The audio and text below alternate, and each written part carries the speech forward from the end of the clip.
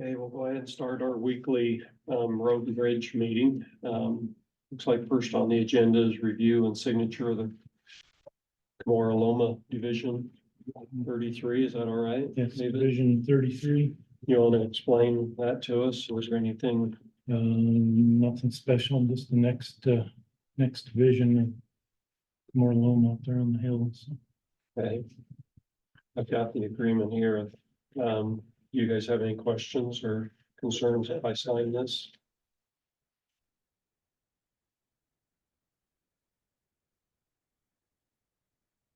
Yes, what we're doing, and this is for Red Rock Estates, Division 5, first amended. It was recorded a few months ago, but they apparently lost the paperwork from here to the recorder's office, so we're. So that's just a redo. You got the plans. Yeah. You guys okay with this one? They're doing streets, pavements in. Okay.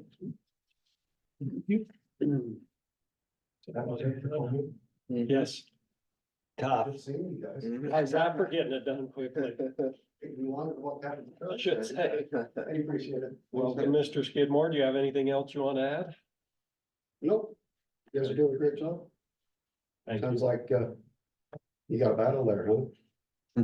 Is that for the regeneration funds? That's Yeah. that huge And so pile there's three around different- 26. It's three different, piles going on. And there's one, We got the preserve. We have a hall. if you come in at night. I thought, they ought to make a sledding hill or something out of it right there. So that's what everybody on Facebook was asking, what the big hill was. Yeah. Yeah, well, cause City of Iona Falls did that at top of Ski Hill. We don't share a lot of same streets. There's a whole bunch of hills up there that work just really well for that. Don't they have one, up Lincoln and off Bone Road? Yeah, there's used to be a sled or somewhere, yes, But you had to use snowmobile. but yeah. Well, I used to. I was going through old pictures and there's pictures of us sledding on Pinecrest Golf Course by the Indian thing. All these are signed, are they? But that's why they had to fence that off, so they don't charge people. The engineer was a month soon. Are they still got that one open? That's up by, where's that at? Oh, just by that. That's Jackerville. Over there. What on sunny side? Yeah, it's still. Yukon's got one too. Recharge pit. See ya. Hello. How are you? Welcome, Wade. Thank you for joining us. No problem. Okay, Lance, where do you want to go next? So this is the order to start eminent domain process on parcel number 9 along First Street. That's such a big. Yeah. We talked about it last week and yesterday. We did talk about it in our legal counsel a bit yesterday. Any questions or concerns? I hate going to this step. I hate it Of the too. process. It's not a good way to go, but right-of-way negotiator is. I mean, we've tried for months and months and months, so, Sounds like we're a long ways apart too. yeah. Yeah, I think that motion. Okay, I've got a motion that we approve the order to begin process for eminent domain. Is there a second? Second, all in favor? Aye.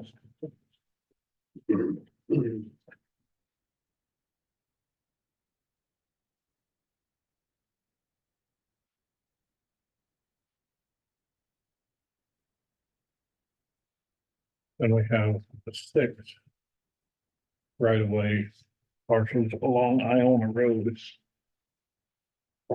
To sign and authorize. Do you guys want to go through each one of these, or do you want to just go ahead and sign them all? Action. You all right? Yeah. There's a place to sign and a place to initial on each one of them. Okay.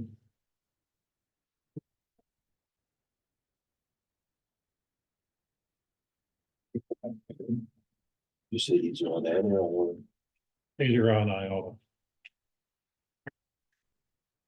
And is it just, I only see the one signature, do you want all There's three commissioners? just one signature and one initial. These are initials. It's just the most important signature. No.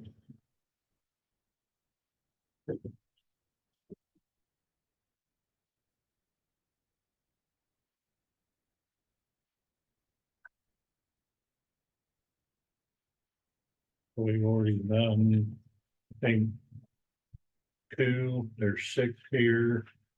There was a total of 16. So the others all have the offers out to the owners, but we haven't received any back yet. Any of them back yet. These slide lots better than the usual ones you bring. Are we Black using the I know same that's negotiator? For this one, it is Larry Rinkover. For the First Street one, it's Michael Scott. It seems like we've had a little harder time this go around than in the past. Yeah, we've used Michael Scott on a couple others and it's been better. I think the residents along First Street have been more difficult to deal with than some of the other ones. Part of that. Of the way that I use it and.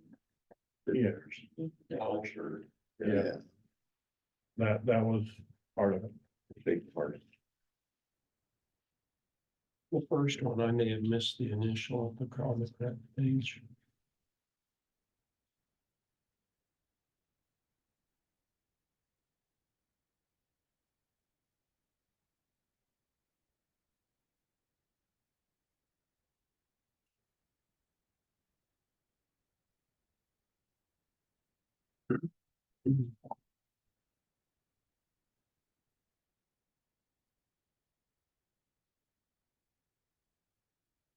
And then I think there's, Austin has a findings of fact. Yeah, okay. So we'll go ahead and do that. This is the finding of fact for Rockwell Homes Heritage Heights project located on the north side of US Highway 26.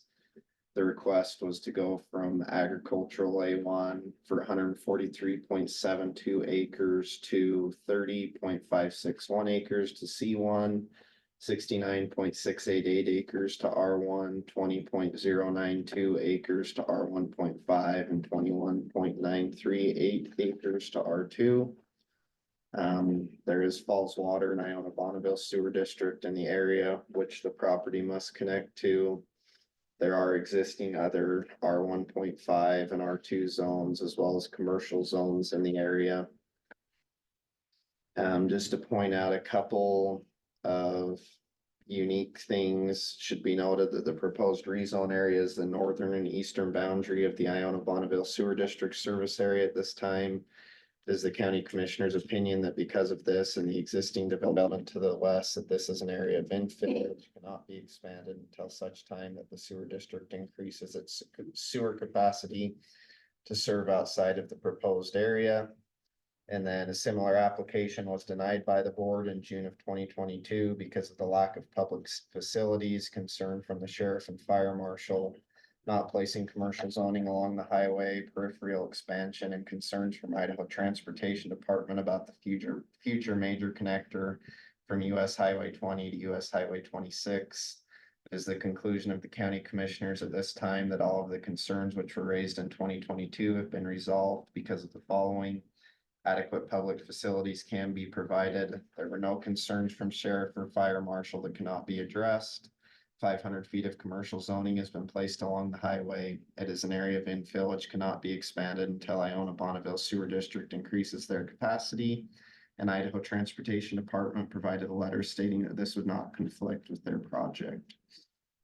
And then there's some normal conditions. Number 8, I just wanted to point out the developer shall complete a traffic study as part of the preliminary plat process and construct any needed infrastructure improvements which are recommended by said study as part of the development. So given all of that, based upon the above facts and findings, the Bonneville County Commissioners hereby approve the request for an amendment to the present agricultural A1 zoning to R1, R1.5, R2 residential and commercial C1, subject to the following conditions. Those same conditions are listed. Any questions for me? No. Any discussion on that or a motion to approve the findings? Findings. Check. Okay. All in favor? Oh, I, Aye. I on the Bonneville Sewer District taking any steps to increase their service area. They won't until their new plan is done, which will probably be 4 or 5 years, don't you think? could take a while. All the approvals. Still, it's forced. Just waiting on the final plat, yeah. Well, that's not it's not a treatment plant, it's. No, That's just the all it is lift a lift station. station. And I don't, if it's outside of the service area, they're gonna need to get city vital falls, but. well, We, they won't do it until until they get rid of something else. yeah, basically, So, so it's gonna be a few years before that.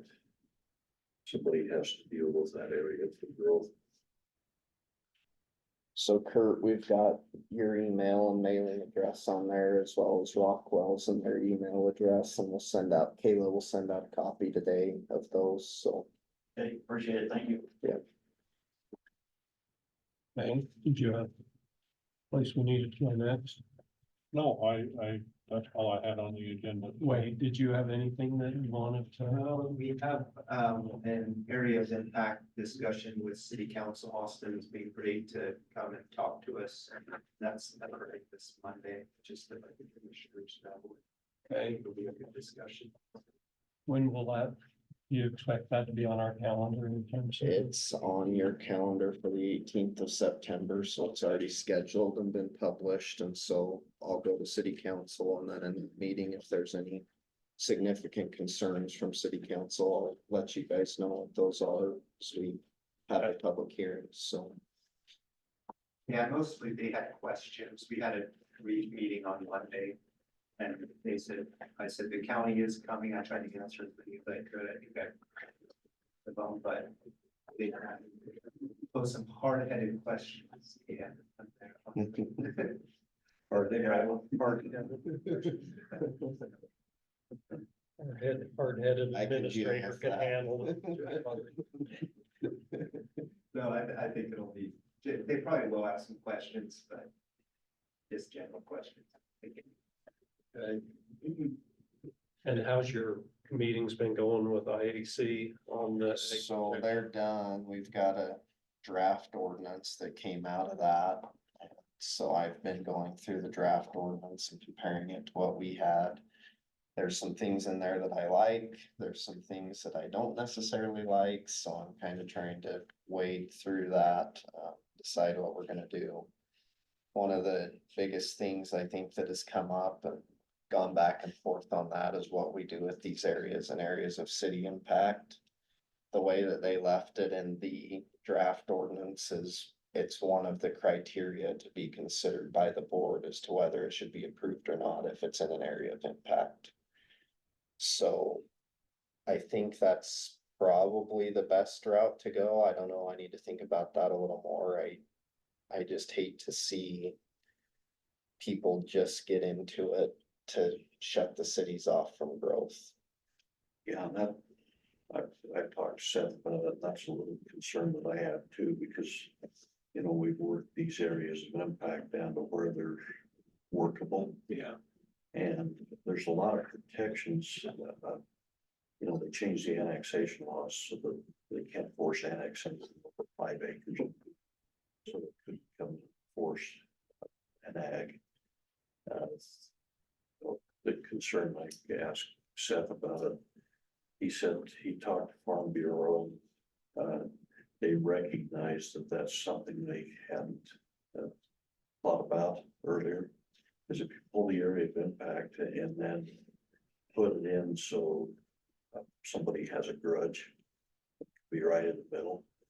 Basically, it's like what was the word he used, kneecap, you know.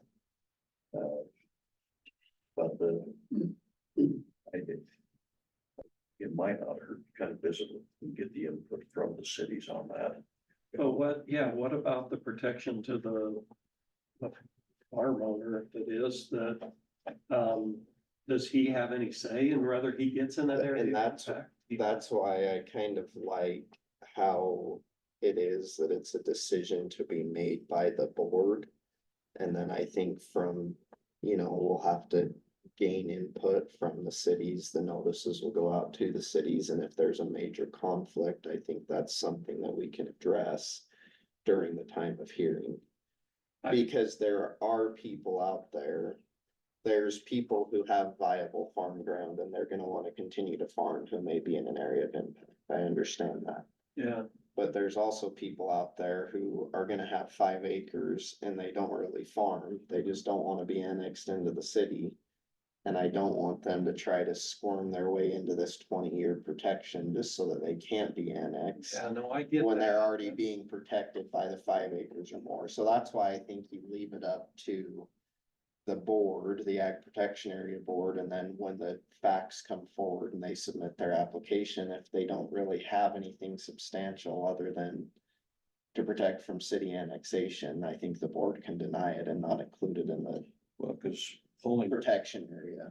the areas of impact back, and I think Iona's one we haven't redone yet. If you look at the parcels in there, most of them are owned by developers planning on this sometime in the future. It's not, because I agree, I mean, there should be something, a farmer who does not ever want it to develop can put it in. Yeah, But it just makes it even more important that those areas of impact are correctly set. Reasonable growth Reasonable areas, growth, and that they're not- that was my point to Seth when I had talked to him is, well, if we're really doing these areas of impact right, then you probably shouldn't have ag protection areas an area of impact, right? Because they're areas that should reasonably develop in the next 5 years. So you take that side of the statute, and it's like, well, I don't know that we should allow them in there at all, because these are supposed to be reasonable growth areas within 5 years, so. And then I think it's more of an effort of, for now, we might need to leave the option because we don't have all the area of impact down to the correct. What the intent of it is, but in the future, I would say that you'll probably get to a point that you would say these aren't allowed in the area of impact because we've limited them to areas of reasonable growth. Yeah, which would be something. If you had a hard-headed question, come up, you can come up here. Come and give us your input. Yeah, we'd like to know your thought on it too. Hard-headed, that tough question, and because I'm guessing there's gonna be some concern about shrinking in a lot of areas. But that's the reason for doing that. That's one thing we've discussed for the last 20 years. There's been pushback on. These are areas that can reasonably expect to be part of the city. And I think that's why that provision of 5 years is in there. I mean, we can always, if we're feeling like hedged in, then we would just say, hey, we want to push here a little bit more. Exactly. It's getting a planning document that kind of want to say forces but encourages cooperation on shorter time period, like 5 years instead of 20. Because that's been a major frustration. All of these areas of impact, and I've expressed this to Wade, I've expressed it to the city of Hammond, they should be a moving target. We should be sitting down every year and saying, not necessarily on the agreement. I feel like we're getting good with the agreements, but we need to be sitting down and looking at the maps and saying, okay, what happened in the last year? where is the growth actually going? Do we need to change this? And I don't care if we adopt a new map every single year, if it's gonna be more accurate, yeah, it takes a little bit of work of us getting together. But then you have a better growth idea than when they're sitting out there on a shelf for 10 years with a whole slated area that could or could not develop, you know? Well, in this ag protection zone, it kind of helps steer that too, because you know, okay, you've got a block around here. That they want to remain in agriculture, not so much here, so it steers that growth, you know, to the less viable farming area. But if you have an area like that that's already kind of surrounded, because some entities tended to do a lot of amoeba-like growing. Yeah, the arms, yeah, coming. Yeah, so you've got those surrounded, you could basically just end up with a 20-year. Yeah, that'd be a problem. You know, but I like the idea of the discretion, because apparently on these calls you guys have had, there's only a couple of objections to that type.